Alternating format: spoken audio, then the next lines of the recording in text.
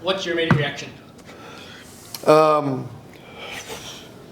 Funny, it was a defensive scrap for two of the better offensive teams. I thought they were really good. They deserved to win. But something we kind of said in the post-game, just really briefly to the players, I think if you play the game 100 times, it's 60-40, 50-50, whatever it is. So much more disappointed with how we played against Townsville the first time. Like, I think Townsville win that game 100 times out of 100.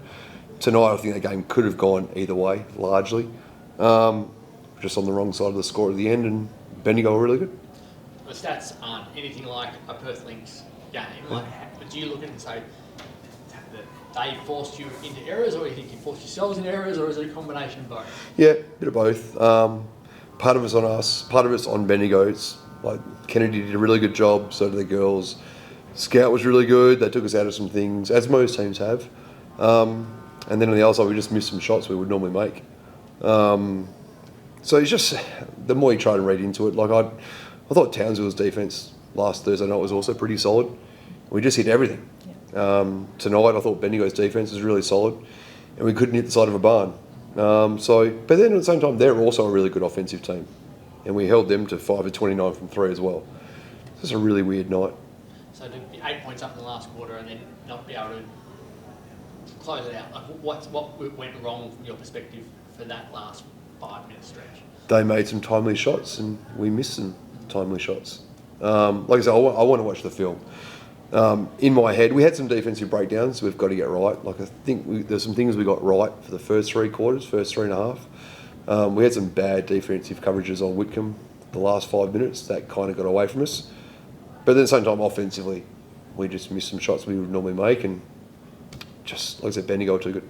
Steph was following Sammy really closely the whole night, and she said the triple doubles still, like, I thought Steph did a pretty good job, which is remarkable when you look at the stats. Yeah. Sammy said she didn't even realise she was having a good game, so how heavily she was being targeted throughout the night. Like, how do you look at that Sammy game as someone who's coached with her and against her? She's amazing. She's really, really good for a reason. She's an opal for a reason. She's going to go down as a Hall of Famer in this league. Like, she's a really special talent.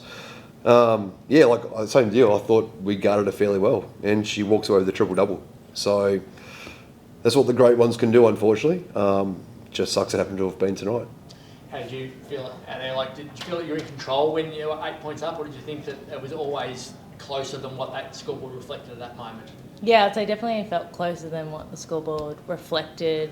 Right, it's like down to those wires. It's just, who can execute in the half courts if you've got the ball. You know, you've got to make those tough shots like Ryan talked about, and they were able to do that. We couldn't quite get a couple of stops when we needed to, and then, down the other end. That's our shots. Like, we had, I feel like we found the ball, like, good, but normally we'd knock it down. Tonight we didn't, but, yeah. Was it a nervy start? Did you feel like you only had, I think it was 1 of 8 in the first 5 minutes or so, and then you started to get going a bit more from there, but it felt like everyone was just a little bit on edge to start the game. Yeah, potentially. Like, it is the number 1 team. They were undefeated, so I think we, wanted to have a good start. We wanted to come out of the gates, and sometimes as an athlete, you get nervous. So I think that's something we could probably, clean up, because I think starts are super important. But I think we did turn it around, halfway through that first, and then we started to get going into our normal style of play. Your form? It's bloody remarkable how well you're playing at the moment. What's been the key to the way you are playing? To be honest, credit to Ryan. Just the style of play. I just think it feeds into my game. Ryan gives all of us confidence to play our game and knock down our shots, and credit. But second year in the season for this club, you've risen multiple levels, I reckon. Was there something in the off-season that you did? Was there something that has changed in your role this year? What's taken you from pretty good to a really, really important member of this team now? Yeah, I'd say mentality. I'm just trying to get better each game. I watch back the games, make sure I can improve. But also, it also helps when you have every player coming out, like you saw last week. Everyone's a threat. So if everyone's a threat, you got to pick your poison. How much has she improved? She's improved. No, she's improved. But also, what she's currently doing is not surprising from us. Like, we thought she was always going to be that kind of player. As I've told you before, like when she first went to Melbourne, didn't become available on day one, became available later in the season, and by then our budget was locked, our roster was locked, so we couldn't get her. So she was someone we'd tracked through a Duke career and someone we always wanted because of our style of play and because of how she plays herself. So when we got her, we thought we had a really special talent on our hands. And again, you've seen glimpses of it, and clearly like it's just starting to snowball now. Because again, like most younger players in the league, she's a confidence player. But she can just score from all over the court. Offensively, she's just such a dynamic player.